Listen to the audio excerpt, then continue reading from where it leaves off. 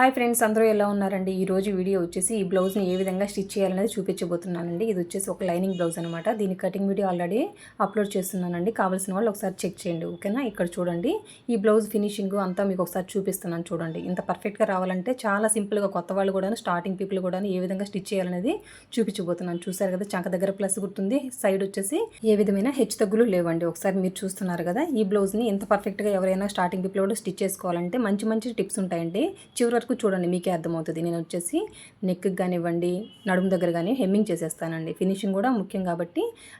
ఇంకోటి ఏంటంటే, ఈ పైపింగ్ వేసుకోవడం కూడా చాలా ఈజీగా ఏ విధంగా వేసుకోవడం అనేది కూడా చూపించబోతున్నానండి. ఫస్ట్ వచ్చేసి నడుముకు వచ్చేసి నడుము పట్టిని జాయిన్ చేసేస్తున్నానండి. ఫస్ట్ వచ్చేసి లైనింగ్ని, ఒరిజినల్ క్లాత్ని గమ్ పెట్టేసి అంటించేసుకున్నాను. 1 ఇంచ్ వెడల్తోటి స్ట్రైట్ పీస్ తీసేసుకొని ఈ విధంగా పై వైపున, ఒరిజినల్ వైపున పెట్టేసుకుని పాదం గ్యాప్ తోటి కుట్టుకుంటూ వస్తున్నానండి, ఓకేనా? మీరు ఒకసారి ఖచ్చితంగా ట్రై చేయండి. ఈ మెథడ్లో కనుక మీరు ట్రై చేస్తారంటే చంక దగ్గర మెయిన్ ప్లస్ గుర్తొస్తుంది. ఇంకా చంక దగ్గర సైడ్స్ కూడాను ఏ విధమైన హెచ్చు దగ్గర రావండి. మీకు ఈ విధంగా రావాలంటే కటింగ్లో కూడా కొన్ని ఉంటాయండి, షేప్ పట్టి దగ్గర కూడాను కొన్ని చిన్న చిన్న టిప్స్ ఉంటాయి. కావాల్సిన వాళ్ళు ఒకసారి కటింగ్ వీడియో కూడా చూడండి, ఓకేనండి? ఈ విధంగా పై వైపున పెట్టేసి కుట్టేసిన తర్వాత మళ్ళీ పైనుంచి ఒక అనకు కుట్టేసుకున్నాను. ఇక్కడ వచ్చేసి రన్నర్తో ఆల్రెడీ మార్క్ చేసేసుకున్నానండి. ఆ మార్క్ చేసుకున్న దగ్గర ఒకసారి మార్కర్తో మార్క్ చేసుకున్నాను. ఇవన్నీ తెలియాలంటే మీరు కటింగ్ వీడియో చూడాలండి. నేను వచ్చేసి డాట్స్కి ముందే రన్నర్తో మార్క్ చేసేసుకుంటున్నాను కటింగ్ చేసేటప్పుడే. అప్పుడు నాకు కుట్టుకోవడానికి ఈజీ ఉంటుందండి. ఈ విధంగా ఫోల్డ్ చేసుకొని 1/2 ఇంచ్ వెడల్తోటి ఈ విధంగా 2 కుట్లు వేస్తాను. ఖచ్చితంగా నేను డాట్స్కి వచ్చేసి 2 కుట్లు వేస్తానండి. చివరి వైపున రబ్బిచ్చేసాను. అదేవిధంగా ఇంకో వైపున కూడా డాట్ని వచ్చేసి స్టిచ్ చేస్తున్నానండి. ఇది వచ్చేసి మీరు కటింగ్ చేసుకునేటప్పుడే కనుక రన్నర్తో మార్క్ చేసుకున్నారనుకోండి, కుట్టుకునేటప్పుడు చాలా అంటే చాలా ఈజీగా ఉంటుందండి. మీరు చూస్తున్నారు కదా, నేను వచ్చేసి ఏ విధంగా స్టిచ్ చేస్తున్నానో అదే పద్ధతిలో మీకు చూపిస్తున్నానండి, ఓకేనా? ఇవన్నీ బ్యాక్ సైడ్ డాట్, ఇవన్నీ కటింగ్ చేసేటప్పుడే నేను రన్నర్తో మార్క్ చేసుకుంటాను, ఓకేనండి? ఈ 2 వైపులా కూడాను డాట్స్ని స్టిచ్ చేయడం కంప్లీట్ అయిపోయింది. బ్యాక్ పార్ట్కి దీన్ని తీసి పక్కన పెట్టేస్తున్నాను. ఇప్పుడు వచ్చేసి ఫ్రంట్ పార్ట్కి అండి. ఇది ఫ్రంట్ పార్ట్కి మెయిన్ డాట్కి ఇక్కడ కూడా నేను మార్కర్తో మార్క్ చేశాను కదా, అక్కడ ఆల్రెడీ రన్నర్తో మార్క్ చేసేసుకున్నాను. ఈ విధంగా టేప్ తోటి క్రాస్గా పెట్టేసి 3 ఇంచెస్ పొడవు వచ్చేసి, మెయిన్ డాట్ పొడవు వచ్చేసి ఒక 3 ఇంచెస్కి మార్క్ చేసుకొని ఈ విధంగా 2 కుట్లు వేసేసానండి. ఇక్కడ వచ్చేసి ఉక్సుల దగ్గర వేసే డాట్ వచ్చేసి పైనుంచి ఒక 1/2 ఇంచ్ వదిలిపెట్టేసి ఇక్కడ నుంచి ఎంత వచ్చింది 5 ఇంచులు, అందులో సగం ఎంత 2.5 ఇంచులు అనమాట. ఇప్పుడు వచ్చేసి మెయిన్ డాట్ నుంచి 1.5 ఇంచులు వెడల్పండి. అంటే ఉక్సులు పట్టి స్టార్టింగ్ నుంచి ఎంత అనేది మనకు అనవసరం అనమాట. మెయిన్ డాట్ నుంచి దానికి గ్యాప్ వచ్చేసి 1.5 ఇంచు ఉండాలన్నమాట. ఇక్కడ వచ్చేసి నేను రన్నర్తో మార్క్ చేసుకున్నానండి చంక దగ్గర. అక్కడ నుంచి అప్రాక్సిమేట్గా 2.5 ఉండొచ్చు, అందుకని మార్క్ చేసేసుకున్నాను. ఇక్కడ వచ్చేసి మెయిన్ డాట్ నుంచి చంక దగ్గర వేసే డాట్ వచ్చేసి మెయిన్ డాట్ నుంచి 2 ఇంచులు వెడల్పు గ్యాప్ ఉండాలండి, ఓకేనా? 2 ఇంచులు గ్యాప్ ఉంటే సరిపోద్ది. చంక దగ్గర నుంచి ఎంత పొడవండి అంటేనో అది మనకు అనవసరం అండి. మెయిన్ డాట్ని బేస్ చేసుకునే ఉంటుంది. ఏంటి, ఉక్సుల దగ్గర వేసే డాట్ కానివ్వండి, చంక దగ్గర వేసే డాట్ కానివ్వండి, ఓకేనా? ఇప్పుడు వచ్చేసి ఉక్సుల దగ్గర వేసే డాట్ వచ్చేసి 1.5 ఇంచులు గ్యాప్ ఉండాలి మెయిన్ డాట్కి. ఉక్సులు దగ్గర వేసే డాట్కిను, ఇంకా చంక దగ్గర వేసే డాట్కిను మెయిన్ డాట్కి 2 ఇంచెస్ గ్యాప్ ఉండాలి. ఇంక వచ్చేసి నేను ఇంకా షేప్ పట్టిని జాయిన్ చేసేసానండి. అదేవిధంగా ఇంకొకటి కూడా ఫ్రంట్ పార్ట్ని ఈ విధంగా స్టిచ్ చేసేసుకున్నాను, ఓకేనా అండి? ఫ్రంట్ పార్ట్ డాట్స్ ఏ విధంగా స్టిచ్ చేయాలనేది ఆల్రెడీ ఒక సపరేట్ వీడియో చేస్తున్నానండి. అంటే ఈ బ్లౌజ్లోనే ఒక ఫ్రంట్ పార్ట్కి నేను వీడియో సపరేట్గా వీడియో తీసి పెట్టున్నాను. కావాల్సిన వాళ్ళు ఒకసారి చెక్ చేయండి. చాలా అంటే చాలా వివరంగా చెప్పానండి. ఇప్పుడు వచ్చేసి హ్యాండ్స్కి వచ్చేసి ఈ విధంగా థ్రెడ్ పైపింగ్ వేస్తున్నానండి. ఇది వచ్చేసి 1.5 ఇంచు వెడల్పుతోటి స్ట్రైట్ పీస్ తీసుకొని ఈ విధంగా ఫోల్డ్ చేసేసుకొని ఒక పాదం గ్యాప్ తోటి కుట్టుకుంటూ వచ్చానండి. ఇప్పుడు థ్రెడ్ని యూజ్ చేసి ఏ విధంగా ఫోల్డ్ చేసి స్టిచ్ చేస్తున్నాను అనేది గమనించండి, ఓకేనండి? ఈ విధంగా కనుక మీరు స్టిచ్ చేశారనుకోండి, అంటే నార్మల్గా హ్యాండ్కి నార్మల్ పట్టి ఎట్లా వేస్తామో అంత టైమే తీసుకుంటుందండి. ఈ పద్ధతిలో వేస్తే చాలా ఈజీగా కూడా ఉంటుంది. కొత్త వాళ్ళకు కూడా చాలా అంటే చాలా ఈజీగా ఉంటుంది. ఫస్ట్ వచ్చేసి థ్రెడ్ను పెట్టేసి ఫోల్డ్ చేసేసుకుంటూ పైనుంచి ఒక కుట్టేసేసాను. ఇప్పుడు వచ్చేసి మళ్ళీ వచ్చేసి ఇంకొక కుట్టేసేస్తున్నాను చూడండి. అంటే ఇక్కడ వచ్చేసి హ్యాండ్స్కి నేను హెమ్మింగ్ చేయనండి, ఓకేనా? సేమ్ అదేవిధంగా ఇంకో హ్యాండ్కి కూడాను పైపింగ్ వేసేసాను. ఇవి 2 పక్కన పెట్టేస్తున్నాను. ఇప్పుడు బ్యాక్ పార్ట్ తీసుకొచ్చి బ్యాక్ పార్ట్ మీద 2 ఫ్రంట్ పార్ట్లు పెట్టేసుకొని ఇక్కడ గమనించాల్సింది, మీరు షోల్డర్స్ జాయిన్ చేస్తున్నాను. షోల్డర్స్ జారకుండా ఉండడానికి కూడాను ఒక మెయిన్ టిప్ ఉందండి. మనకు వచ్చేసి నెక్ వైపున వచ్చేసి ఒక 1/2 ఇంచు కనుక డౌన్ పెట్టామనుకోండి, అది కటింగ్ వీడియోలోనే పెట్టేశానండి. ఇక్కడ మీకు 1/2 ఇంచు వెడల్పుతోనే కుడుతున్నాను. మన కటింగ్ వీడియోలోనే నేను ఒక 1/2 ఇంచు డౌన్ పెట్టేస్తాను కాబట్టి ఇప్పుడు ఈక్వల్గా 1/2 ఇంచు పెట్టేస్తున్నాను. లేదు, మీరు స్టిచ్ చేసేటప్పుడైనా కూడాను ఫ్రంట్ పార్ట్కి వచ్చేసి ఒక 1/2 ఇంచు ఎక్స్ట్రా మార్క్ చేసేసుకొని స్టిచ్ చేస్తే సరిపోద్ది. లేదా స్టిచ్ చేసేటప్పుడు 1/2 ఇంచు మీరు కట్ చేసేసుకున్నా సరిపోద్దండి. ఓకేనా? ఇప్పుడు వచ్చేసి షోల్డర్స్ జాయిన్ చేసేసాను 1/2 ఇంచు. గ్యాప్ విడిచిపెట్టేసి 2 వైపున షోల్డర్స్ జాయిన్ చేశాను. ఇప్పుడు వచ్చేసి హ్యాండ్ నెక్ ఇస్తున్నాను. హ్యాండ్కి వచ్చేసి ఈ విధంగా మిడిల్కి మార్క్ చేసుకున్నాను. ఇంకా షోల్డర్ దగ్గర ఉండే మిడిల్ పాయింట్ కూడా ఈ విధంగా ఈక్వల్గా పెట్టేసుకుని 1/2 ఇంచ్ వెడల్పుతోటి కుట్టుకుంటూ వస్తున్నానండి. చూస్తున్నారు కదా, ఈ విధంగా 1/2 ఇంచ్ గ్యాప్ విడిచిపెట్టుకుంటూ కుట్టుకుంటూ వస్తున్నాను. ఒకసారి మీరు నా మెథడ్లో కటింగ్ స్టిచ్చింగ్ చేసి చూడండి, ఎంత సింపుల్ అనిపిస్తుందో. మీరే అంటే కుట్టుకోవడం కూడా చాలా ఇబ్బంది పడిపోతారండి. స్టార్టింగ్ పీపుల్ అయితే స్టిచ్చింగ్ చాలా ఇబ్బంది పడిపోతారు. అందుకని పర్టికులర్గా చెప్తున్నాను. వాళ్ళకి చంక దగ్గర కానీ ప్లస్ గుర్తు రావడము, సైడ్ హెచ్చు తగ్గులు రాకుండా పర్ఫెక్ట్గా రావాలంటే నా మెథడ్లో కనుక మీరు స్టిచ్చింగ్ చేశారనుకోండి పర్ఫెక్ట్గా వస్తుందండి. నేను పర్టికులర్గా ఎందుకు చెప్తున్నానంటే, నేను స్టార్టింగ్లో ఇబ్బంది పడ్డాను కాబట్టి ఆ ఇబ్బంది మీరు ఫేస్ చేయకూడదు కాబట్టి ఒకసారి పర్టికులర్గా చెప్తున్నాను. కావాల్సిన వాళ్ళు ఒకసారి మీరు ట్రై చేసి చూడండి. నేను చెప్పానని కాదు, ఒకసారి ట్రై చేయండి. చూడండి, ఒకవైపున హ్యాండ్ జాయిన్ చేశాను. హ్యాండ్ జాయిన్ చేసేటప్పుడు కూడా ఖచ్చితంగా 2 కుట్లు వేస్తానండి. 1/2 ఇంచ్ ఇక్కడ వచ్చేసి 1/2 ఇంచ్ గ్యాప్ తోటి కుట్టుకుంటూ రావాలన్నమాట.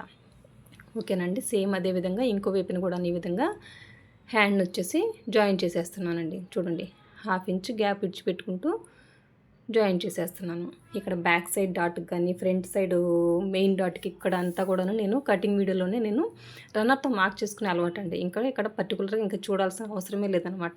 కొంతమందికి వచ్చేసి మెయిన్ డాట్ ఒకటి హెచ్చు తగ్గులు వస్తాయండి. నా పద్ధతిలో కనుక మీరు కట్ చేశారనుకోండి మెయిన్ డాట్ హెచ్చు తగ్గులు రావు, ఈక్వల్గా ఉంటుందండి. అందుకని పర్టికులర్గా చెప్తున్నాను. ఫ్రంట్ డాట్స్ ఏ విధంగా వేసాను అనేది ఒక వీడియో చేస్తున్నాను. కావాల్సిన వాళ్ళు ఒకసారి చెక్ చేయండి. అందులో మెయిన్ పాయింట్స్ చెప్తున్నానండి. ఓకేనా. 2 వైపులా కూడా హ్యాండ్ జాయిన్ చేసేసాను. ఇప్పుడు చూడండి, ఇప్పుడు వచ్చేసి బ్యాక్ పార్ట్కిను ఫ్రంట్ పార్ట్కిను రన్నర్తో మార్క్ చేసుకుని ఉన్నానండి. అదే ఇప్పుడు నేను ఇక్కడ మార్కర్తో మార్క్ చేసేసుకుంటున్నాను. రెండింటికి ఈ విధంగా మార్క్ చేసేసుకుంటున్నాను. ఇది ఎందుకండి, షేప్ పట్టిని మనం కింద ఫోల్డ్ చేయలేదండి. ఓకేనండి. నేను బ్యాక్ పార్ట్ మీద ఫ్రంట్ పార్ట్ పెట్టేసి ఏ విధమైన కొలత తీయను అనమాట. దేనికి, షేప్ పట్టి కటింగ్ కోసం. నేను వచ్చేసి కొంచెం ఎక్కువ పొడవ పెట్టేస్తానండి. షేప్ పట్టిని కొంచెం ఎక్కువ పొడవ పెట్టే కట్ చేసేసుకుంటాను కాబట్టి. ఇప్పుడు చూడండి, అందుకోసం ఈ మెథడ్లో ఎందుకు అంటేను చంక దగ్గర హెచ్చు తగ్గులు రావు, కరెక్ట్గా వస్తుంది ప్లస్ గుర్తు.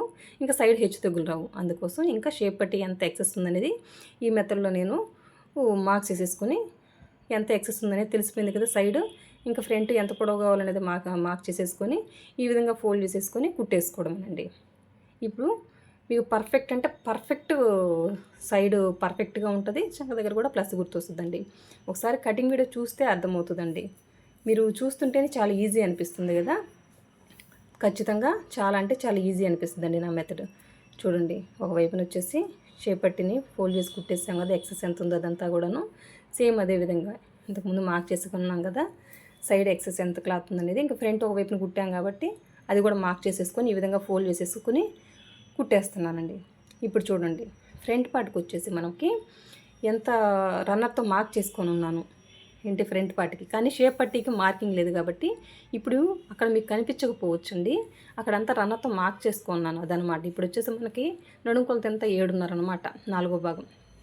ఇప్పుడు ఫ్రంట్ కొంచెం ఎక్సెస్ క్లాత్ ఉంటే షేప్ పట్టి వరకే కట్ చేయాలి, అది గుర్తుపెట్టుకోండి. పైన నెక్ వరకు కూడా కట్ చేసేస్తాము, అట్లా కట్ చేయకూడదు. సేమ్ అదేవిధంగా ఇంకో వైపున కూడాను మార్క్ చేసేసుకొని 7.5 ఇంచెస్కి మార్క్ చేసేసుకొని ఇక్కడ ఎక్సెస్ క్లాత్ని కట్ చేస్తున్నానండి. ఇది వచ్చేసి 30 సైజు నడుమండి. ఓకేనండి. అంటే అందులో 4వ భాగం అంతా 7.5 అనమాట. అందుకని అదే 7.5 అక్కడ నేను మార్క్ చేసేసుకుంటున్నాను. ఇప్పుడు వచ్చేసి నేను కాజా పట్టిని స్టిచ్ చేస్తున్నానండి. ఈ విధంగా లోపల వైపున పెట్టేసి ఒక పాదం గ్యాప్ తోటి స్టిచ్ చేశాను అనమాట. చూడండి, నేను ఒరిజినల్ క్లాత్ లైనింగ్ క్లాత్ని కలిపి కుట్టేసుకుని కాజా పట్టిని స్టిచ్ చేస్తున్నానండి. ఒకరు వచ్చేసి కామెంట్లో చేశారనమాట. కామెంట్ చేశారు ఏమంటే, మీరు ఒరిజినల్ క్లాత్ తోటి కాజా పట్టి వేయండి, ఫినిషింగ్ చాలా బాగుంటుందని. అది నిజమేనండి.